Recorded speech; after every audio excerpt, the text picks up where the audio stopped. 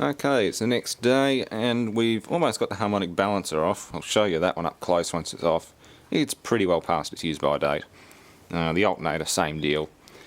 We got new harmonic balancer for $80 down from, I think it's $165. And again, this is why I go to Brad, because he knows the right people in the parts supply and can get this sort of stuff cheap. And it's good quality stuff too, so that's nice. And the old alternator's a Mitsubishi, but we got a Bosch. What part number is that? That's the part number of the alternator. It's a Bosch alternator, 85 amp instead of a 65. $195 down from $360, I think it was. It's $360 for the alternator retail, isn't it? $316, okay. So it's a good few bucks off. And it's one purdy little alternator. Just the wrong one, isn't it? Don't say that. That's the wrong plug. There's an adapter in there. Is there? Excellent. Yeah. Yeah, I saw that when we pulled it out. It does have a different plug on it, but that's for two different models. But it's good because that regulator is that replaceable. loom, yeah, and that loom plug will go onto the more modern Falcon. I think maybe the EF or something would use that. Excellent. All But good. it should fit. If not, we'll make it. Pulley's the right size, but we'll get the old one side by side and check it. Yeah. Anyway, we got more degreaser and other bits and pieces. One overpriced crankshaft seal. $14. That's just a rip-off for a bloody lip seal.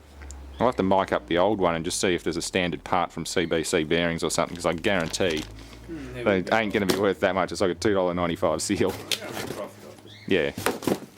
So, yep, we'll do more assembling tonight. Well, not tonight, but starting once we have a bit of a clean-up. It's a mess at the moment.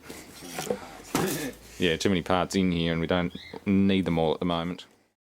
You know you do for new indicators when not only do you have a crack in it, but it turns into a fish tank. And that's not good. So I'm definitely going to, for now, take a Dremel and like a 0.5mm drill bit and just make a tiny drain hole in here. And I'll source some off eBay. I got some at home from a friend, but they also have cracks in them and are mismatched in colour, so I might just shell out for clear ones off eBay or something like that. Hell, I might even do all the corner lamps and everything. Do them in clear. Black car with clear lights looks good. The amber just detracts from it. Plus, once everything's cut and polished, it'll come up nice. Might even do an engine bay detail eventually. It'll look good once it's got all new hoses and pumps and everything on it, so yeah. That could do with the paint too. It's seen better days. Yeah, the wiper arms are all cleaned up and painted now, so that should come out pretty good. They're all oxidised, you can just see white alley oxide all over them, so I figured I might as well pull them off since we're doing the head assembly anyway. The old ones are stuffed. I think Brad's been stocking up on stuff lately. Got nice merchandisers for these things. I'm after 12 volt 21 watt. That one's a little bit dark, but it still works. But best to replace them anyway. Yeah, indicator lights. Good. Uh-oh, I seem to have an indicator fluid leak. I guess I better get the repair technician in for that one. That's not good. Where do you top up the indicator fluid? It's in there somewhere. Oh, there it is. That's where it's getting in. Yeah, just doing the Parkers too. One's out, one's almost out. And that one was abnormally wide at the base and actually broke as I was trying to stuff it in there. So they're all no good. But yeah, these run a H4. These are running plus 50s, H4s. There's 55 watt secondary high beams and 5 watt Parkers on the inside there. So they're pretty easy to fix, or pretty easy to service anyway. Assuming I can get the cover back on one-handed.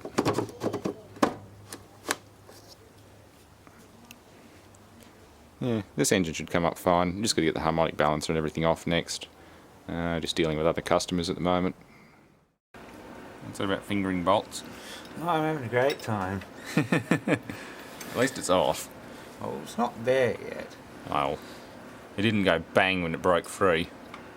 Bitch. I don't have Yeah, to take all that off again when it's down there. Now the condenser's in the way again. Damn condenser. Should just put a hole in it, that'll be fine.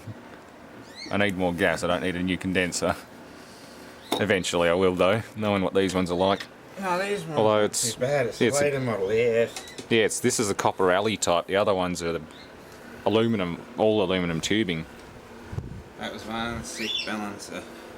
Yeah, this is what I was talking about earlier. There's pieces missing from it. And we got light, so light, so you can see.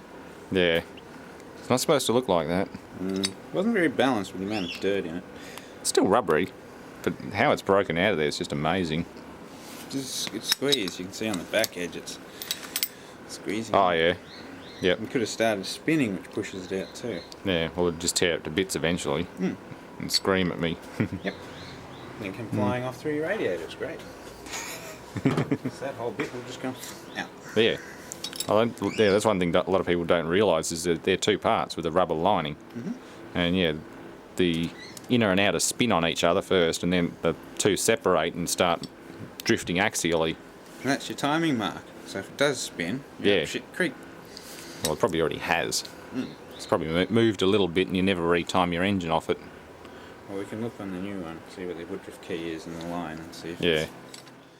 Crank seal, it's like crank or can, one of the two, but There we go. thin seals. Seal, yeah. Removing crank... No, it's alright. Removing front main seal. I've done this technique a few times before and, well, it's pretty much standard. Drive screws into it very carefully, tap them in, then wind them in with the screwdriver and use a pair of pliers to carefully pull the seal out. Probably use the end of the crankshaft very carefully as a reaction member. As long as you don't score the journal that the seal or the harmonic balancer has to go onto. And likewise vacuum cleaner and everything to try and keep all the dirt from getting into the crankcase. That was fun. There's a bit of dirt down there, but there's about, what, a whole pound of dirt just fell off before. A lot of dirt. We'll catch all the dirt in the tray and show them. Oh, I just put some of it in the bin, but yeah, there's a Wanna do the lot. auto, that'll... Oh yeah, that takes the cake. That and, that and the alternator. The old. Yeah, sold the hammer there. Oops. Hang on. This is the Brad way of doing it with a better reaction member than the end of the crank, especially because this one's so tight. There we go. Cool. That's how you remove a crank seal, or any kind of lip seal like that. And no damage done to the crank or anything, and just clean up the housing, vacuum out any particles, and you can press the new one in. Not hard. Now there we go. Alternator's in place, ready to be set and tightened. Water pump went on last night, and the harmonic balancer went on without issue. A bit tight, but at least I know it won't come off. I've got to sort them out next, which is one of the fun jobs that Brad left me, because the distributor's down there under the manifold. You did choose to buy a car that did have a distributor under the manifold. I know. I know they also flog out the rotor shaft, so hopefully we won't find that halfway through. Oh yeah, it's only if the... I've got a spare distributor at home, which is good, but that's sort of 100 kilometres away. It'll be fine, it was running alright. Yeah, it wasn't making noises or chomping. No, these things backfire, misfire and all that other shit when they have any problems like that. But yeah, Steel Series leads, are they? Yeah. Yeah, should be good. Okay, I've got the distributor apart. Rotor shaft and everything's perfect. There's no play in it. As you can see, it's an electronic hall sensor type distributor. Rotor button's a bit average though, but we've got all new ones, so rotor button and cap can go away. Likewise, the cap's pretty bad. New cap, and there's a new rotor button in a box somewhere else. Definitely needs clean. They really drowned it too. Like, it stopped at one point because they got it going and the water's up to the windscreen sort of thing. Ooh. Yeah. There are a lot of flood cars showing up after that. You gotta be careful of that one. No, she's still good. I checked it over, did the old man, they hydro locked it a little bit and popped the head. Or they probably cracked the head when they went in. Ooh. So when it got Yeah, back to trying to Melbourne, it had a misfire and water leak. Trying to compress water sort of pushes head gaskets out of place. Yeah, but yeah, no, I got back to Melbourne. Someone else did the head. I think on the way back or up in Queensland or something. Well, no, I went back to Queensland. Then it was definitely the head because they rang and asked and said it's losing water. And I said, look, can't see anywhere. It's the head. Mm. And yeah, got back to Queensland. They needed to do the head and then come back again. Then the alternator went. But what be, you know, $600 car and done that many fucking Ks for him. Yeah, cheap car. Mr. Kitty, what are you doing? I'm climbing amongst all my bedding. Yeah, I was about to say, you'll probably find a nice warm bed in the back of your car. How go to sleep? Yeah. That's what he always does. Any car I work on, he gets in the back of it and sleep. Yeah. Yeah, he's like, oh, this is pretty weird. That's my bedding. I don't want cat fur on it. I'll end up getting hay fever. And he's like, too bad. I'm here now.